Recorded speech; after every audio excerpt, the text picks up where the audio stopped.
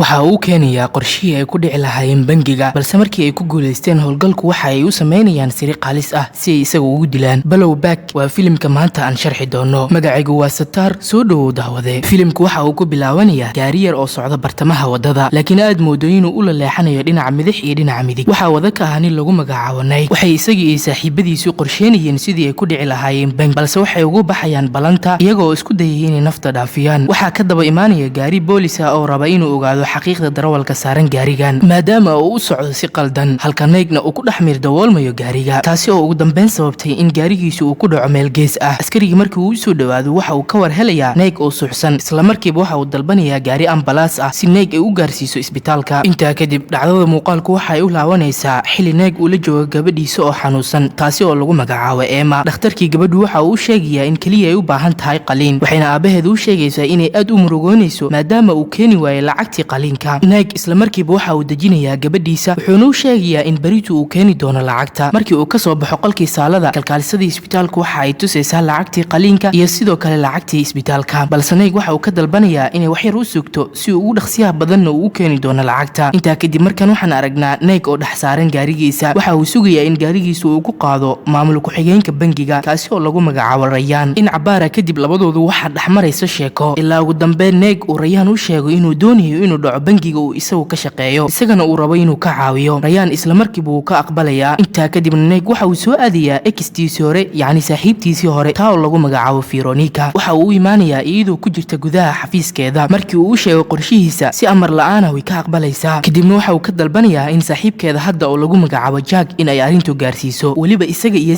saaxiibadiisa, halka lacagtana ay kala qaybsan doonaan. Wuxuuna u sii raacinayaa sababta ugu weyn ee uu doonayay inay tahay inuu ku bixiyo lacagta qaliinka gabadhiisu ay ku gali lahayd. Way ka aqbalaysaa. Kadibna waxa ay la xiriiraysaa saaxiibkeeda Jack iyada oo ka dalbanaysa in si degdeg ah uu ugu yimaado xafiiskeeda. Jack markii uu soo gaaro xaruntii saaxiibtiisa ay ugu yeertay, waxay iridda isaga hor imaanayaan Nike oo isaguna ka sii baxayay goobta. Jack waxa uu soo galayaa gudaha, balse waxa uu ka cabsanayaa in saaxiibtiisa ay weydiiso lacag deena oo ay ku lahayd, balse taa beddelkeedu iyadu waxa ay u sheegaysaa qorshihii Nike. Jack isla markiiba wuu aqbalayaa. Isla maalinka habeenkeedana waxa ay ku kulmayaan goob si ay u diyaariyaan qorshihii iyo qaabkii ay ku dhici lahaayeen bangiga. Nike waxa uu bilaabayaa inuu u sharxo Jack iyo saaxiibadiisa qorshihii ay ku gali lahaayeen gudaha bangiga. Wuxuu u sheegayaa in maamulada bangiga ay subaxani bixi doonto xilli hore, halka Rayaanna uu xilliga ahaan doono kusimaha bangiga, laakiin isaga uu ka caawin doono furayaashii qasnadaha. Laakiin waxa uu ugu digayaa inaysan shaqaalaha wax gaarsiinin, isagoo u sii sheegaya inaysan ridi karin wax xabad ah inta ay hawshu socoto. Sidoo kale waxa uu si adag ugu sheegayaa in sanduuqa 23 uu isagu kaliya leeyahay, qofna aysan taaban karin. Daqiiqada kadibna waxa uu barayaa wiilkan oo lagu magacaabo Xander. Waxa uu u qaabilsanaan doonaa sidii uu ku damin lahaa kaamirooyinka gudaha ku xiran, waxaana ugu dambeyn dhegta ugu dhibcinayaa in howlgalkooda uu qaadan doono kaliya sakamo, si dhaqsi ahna ay goobta uga soo bixi doonaan. Markii la gaaray maalinkii howlgalka, subaxii Nike iyo saaxiibadiisa oo saaran gaariga waxa ay imaanayaan iridda hore ee bangiga. Waxa ay sugayaan kaliya inay soo baxdo maamulada bangiga, halka Xander isaguna uu ka dawoolayo kaamirooyinka isaga oo ku leexinaya bangiyo kale si ay booliska u weeraraan, iyaguna ay u noqoto jaanis ay ku badbaadaan. Daqiiqada kadib kooxdii waxa ay galayaan gudaha bangiga iyagoo u handadaya dhammaan shaqaalihii ku jiray gudaha. Kadibna waxa ay sii galayaan qolalkii khasnada. wax yar kadib Nike waxa uu la soo baxayaa boorso ku jirtay sanduuqa 23, halka kuwa kalena ay la soo baxayaan wax alaala wixii ay gacantooda soo qabato. ugu dambeynna waxa ay si degdeg ah uga soo baxayaan bangiga, laakiin mid ka mid ah kooxdii oo lagu magacaabo Jerry waxa uu ku soo daahayaa gudaha, laakiin isaga oo dhex soo socda waxa uu dilayaa Rayaan isaga oo ku dhufanaya xabad. Intaa kadibna waxa uu soo fuulayaa gudaha gaariga iyadoo aysan cidna dareemin geeridii Rayaan, kaasi uu ka caawiyay sidii ku heli lahaayeen furayaashii qasnadaha. dhinaca kale booliskuna waxa ay ka war helayaan in la dhacay bangi. waxay abaarayaan bangi kale maadaama uu Xander kaamirooyinkii ku leexiyay bangiga, taasi oo sababtay in Nike iyo kooxdiisuba ay ku baxsadaan si nabadgelyo ah. cabaar kadib markii ay baxsadeen, Nike waxa uu boorsada ka soo saarayaa aalad yar oo ay ku qoran tahay nambar sir ah. waxa uu siinayaa Jack isagoo u sheegaya inay ku jirto lacag dhan $500,000. intaa kadibna markii uu soo galo habeenkii waxa ay imaanayaan goob si ay u kala tagaan oo ay isku kala qaybiyaan. Jack iyo kooxdiisu waxa ay qaadanayaan gaari kale, halka Nike-na uu si lama filaana ku war helayo in gaariga lugtiisa ay ka banjartay, isaga oo si tartiib ah u eegaya lugtii gaariga. waxa gadaashiisa ugu imaanaya Jerry, waxa uu garabka ugu dhufanayaa xabad, laakiin Nike oo dhaawaca waxa uu isku dayayaa inuu isbadbaadiyo isaga oo ka tagay boorsada. laakiin Jerry oo ay la socdaan saaxiibadiisa Sully iyo Walis waxa ay qaadanayaan boorsadii, kadibna waxa ay isaga tagayaan goobta. subaxii markii uu dilaacay, Nike oo weli dhaawac ah waxa uu samaysanayaa gaarigiisa, kadibna waxa uu soo fuulayaa wadada. waana waxa aan ku soo aragnay bilowga filimka. cabaar markii uu gaariga dhinacba dhinac u leexanayay, waxa ka daba imaanaya gaari boolis ah, balse askari markii uu soo dhawaado waxa uu ka war helayaa in Nike uu sooxay, wuxuuna dalbanayaa ambulance si ay u badbaadiso. intaa kadib neeg waxay ambalaastii keenaysaa isla isbitaalkii ay ku jirtay gabadhiisa. markii uu soo kaco isla markiiba waxa uu soo galaya dambibaare lagu magacaabo Cooper. waxa uu weydiinaya waxa ku dhacay. neeg waxa uu sheegayaa inuu ahaa darawal qaas ah isaga oo saaran gaarigiisana ay soo weerareen koox burcad ah kuwa uu rabay inay ka dhacaan gaariga balse uu ka soo cararay naftiisana uu badbaadsaday. dhinaca kale Jack iyo saaxiibtiisii Veronica waxay degayaan guri qarsoodi ah ka uu ka fog meeshii ay ku dhaceen bangiga. daqiiqada kadibna Jack waxa soo wacay Jerry. waxa uu sheegayaa inuusan hubin neeg inuu dhintay iyo kale balse ay ka soo qaadeen boorsada. Jack oo aad u xanaaqsan waxa uu sheegayaa in boorsada kaliya uu ilaaliyo maadaama ay ku jirto lacagta ugu badan. isla xilligaana Veronica waxay maqlaysay hadalkooda waxayna ogaanaysaa inay rabaan in ay nafta dhaafiyaan saaxiibkeedii hore ee Night. intaa kadib Jack oo wali la sii hadlaya Jerry waxa uu ku amrayaa in marka hore Wells uu hadiyad ugu dhiibo gabadhii Night taasi oo ku jirta isbitaalka si halkaas ay ugu helaan macluumaad. Wells markii uu yimaado isbitaalka kalkaalisooyinku waxay ku celinayaan banaanka iyagoo u sheegaya in hadda aan la ogoleen in qof uu u galo gabadha. hadiyada uu sidana oo iyagu u dhiibo iyagana ay gaarsiin doonaan iyada. isla xilligaana Neeg isaguna waxa uu iska bixinayaa cirbadihii ku jiray kadibna waxa uu soo galayaa qolkii ay ku jirtay gabadhiisa. waxa uu ku dhex arkayaa hadiyad yar balse uusan ogeyn qofka keenay. waxa uu dareemayaa in xaaladda gabadhiisu ay kasii darayso sidii hore wuxuuna go'aansanayaa in si walbo ay noqoto uu u keeno lacagtii qalinka. wax yar kadib waxa uu imaanayaa banaanka isbitaalka halkaasi uu ku sugay Xander oo u siday dhar. markii uu iska bedelo dharka waxa uu Xander ka dalbanayaa inuu aado isbitaalkii ay ku jirtay Emma si uu si ilaaliyo isaguna uu aadi doono kuwa qiyaamay. dhinaca kale boolisku markaan waxay baarayaan muuqaaladii laga duubay dhicitaankii bangiga iyagoo ogaanaya marka hore in muuqaaladii oo idin laga saaray kaamirooyinkii bangiga sidoo kalena howlgalka uu u dhaxeeyay markii ay baxday maamulada. intaa kadib Neeg markaan waxa uu arkayaa Wells oo la murmaya rag kale kuwaasi oo ay isku haystaan qaabkii ay u kala gudbin lahaayeen daroogada. wax yar kadib waxa uu ku dhex qabanayaa gaariga isagoo ugu handadayay inuu dili doono haddii kalena uu u sheego qorshihii ay habeenka isagoo ku dili rabeen. Wells isla markiiba waxa uu u sheegayaa inuu soo amray Jack laakiin Neeg oo careysan waxa uu ku qabanayaa ceeji ilaa ugu dambeyn Wells uu ku dhinto halka. intaa kadib dambibaarihii Cooper waxaa soo wacay qareen ka socday ninkii lahaa boorsadii ku jirtay sanduuqa 23 ka oo lagu magacaabo Cameron. waxa uu sheegayaa in la xaday boorso ku jirtay sanduuqa wuxuuna dambibaarihii u sheegayaa in qofkii soo helay ay siin doonaan lacag badan. isla xilligaana Neeg waxa uu imaanayaa qareenkii isagoo u sheegaya inuu og yahay halka ay taalo boorsada balse hadda uusan waxba u sheegin ilaa uu si weji ka weji ula kulmo ninkii lahaa boorsada ka oo lagu magacaabo Valenti. qareenkii waxa uu Neeg siinayaa ciwaanka milkiilihii boorsada ee Valenti halka daqiiqada kadibna dambibaarihii Cooper isaguna uu imaanayo isbitaalka. waxa uu ka war helayaa in Neeg uu baxsaday taasi oo shaki badan gelisay dambibaaraha. dhinaca kale Neeg waxa uu la kulmayaa Valenti waxa uu si cad ugu sheegayaa inuu ka mid ahaa raggii dhacay bangiga balse hadda uu diyaar u yahay inuu u soo celiyo boorsadiisa laakiin bishardi uu bixiyo lacagta gabadhiisa ay ku gali lahayd qalinka. wuxuuna haddana u sii sheegayaa in heshiiska uu sii furnaan doono. Valenti isla markiiba uu ka aqbalayaa wuxuuna u sii sheegayaa in xitaa uu caawin doono. intaa kadib Wells saaxiibkiisa Sully waxa uu soo wacayaa Jack waxa uu sheegayaa in Wells la dilay. Jack isla markiiba waxa uu Sully ku amrayaa inuu ka fogaado goobtaas isagoo u sheegaya inuu aado gurigii Jerry ayna halkaas si aad ugu ilaaliyaan boorsada. dhinaca kale Neeg markaan waxa uu ku soo laabanayaa isbitaalka si uu u ogaado xaaladda gabadhiisa. isla xilligaana waxa uu imaanaysa Veronica waxa uu weydiinayaa waxa ay u timid halkan. Veronica waxa ay u sheegaysaa in Jack iyo kooxdiisuba ay qorsheenayaan sidii ay isagu ku dili lahaayeen. intaa kadibna waxay siinaysaa ciwaankii gurigii Jerry kadibna way isaga tagaysaa goobta. dambibaarihii Cooper isaguna waxa uu ogaanayaa geeridii Wells waxa uu gacanyarihiisa u sheegayaa in Wells iyo Jerry uu aad uga shakisnaa inay labadooduba gacan ku lahaayeen dhicidii bangiga waxayna labadooduba go'aansanayaan inay aadaan gurigii Jerry. isla xilligaana Neeg iyo nin kale oo ka tirsan raggii Valenti waxay imaanayaan iyaguna gurigii Jerry balse waxay ka war helayaan in kaliya ay joogto hooyadiisa. markii ay baaraan guriga oo idil way ka weynayaan boorsadii laakiin si lama filaana waxa guriga u imaanaya Sully. markii uu arko Neeg waxa uu isku dayayaa inuu baxsado balse waxa banaanka ku qabanaya ninkii la socday Neeg. xogaa kadib way ciqaabayaan balse Sully waxa uu sheegayaa in labadiisa saaxiib ee Jerry iyo Jack ba ay habeen dambe kulmi doonaan si ay boorsada iskugu wareejiyaan. dhinaca kale Veronica iyaduna waxay ku soo laabanaysaa guriga balse waxay iridu ku sugayay Jack oo aad uga shakisnaa. waxa uu weydiinayaa halka ay ka timaaday balse iyadoo oo careysan waxay u sheegaysaa in xilligan wixii ka dambeeyay aysan isla sii joogi karin labadooda. intaa kadib dambibaarihii Cooper isaguna waxa uu ogaanayaa halkii uu joogay Jerry. daqiiqada kadibna waxay imaanayaanba isla goobtii waxay ka war helayaan Jerry oo ku jira gudaha guriga waxa dhexmaraya dagaal balse Jerry si dhib la'aana waxa uu soo qaadanayaa boorsada kadibna wuxuu isaga baxsanayaa goobta. intaa kadib muuqaalka markaan waxaan ku aragnaa Jack oo isna diyaarinaya lacagtii Jerry ay ku kala bedelan lahaayeen boorsada. wax yar kadibna waxay soo qaadanayaan gaarigoodii isaga iyo Veronica waxayna soo aadayaan goobtii ay ku balameen Jerry halka Jerry isaguna markii uu yimaado meeshii balanta waxa galaya shaki isaga oo u socda si tartiib waxa uu ka war helayaa gaarigii Jack laakiin markii uu soo dhawaado waxa uu ka war helayaa saaxiibkiisa Sully oo mirdaboolan. waxa uu u maleynayaa in Jack uu saaxiibkiisa sidaa u galay wuxuuna isla markiiba bilaabayaa inuu ku furo rasaas ilaa cabaar kadib uu Jack u sheego inuu joojiyo xabadda kadibna ay kala bedeshtaan hantida laakiin Jack oo qiyaamaya Jerry waxa uu hortiisa ku dilayaa saaxiibkiisa gabadhiisii suuli kadibna waxa uu xabad ku dhufanayaa Jerry ka hor inta aysan goobta imaan Nick iyo ninkii la socday isla markiiba Jack oo raba inuu xabad ku dhufto Nick waxa ay ku dhacaysaa gabadhii Veronica balse isaguna waxa halbowlaha jaraya isla Nick isaga oo xabadka ugu dhufanaya xabado inta kadib Nick iyo ninkii la socday waxa ay soo qaadanayaan boorsada ugu dambeynna waxa ay u celinayaan ninkii lahaa ee Valenti inta kadib Valenti isaguna waxa uu Nick ku abaalmarinayaa lacagtii qaliinka ee gabadhiisu ku gali lahayd Nick iyo Xander oo dhoola cadeynaya waxa ay imaanayaan isbitaalka si ay u bixiyaan lacagta ugu dambeynna filimku waxa uu soo dhamaanayaa maalmo kadib qaliinkii gabadhiisa iyaga oo saaran hal gaari aad noogu faraxsan caafimaadka gabadhiisa waxaan soo gaarnay dhamaadka muuqaalkeena waxaan rajeynayaa in muuqaalka aad la dhacday lana sii wadaagi doonto ugu yaraan mid ka mid ah saaxiibada si ay iyaguna u daawadaan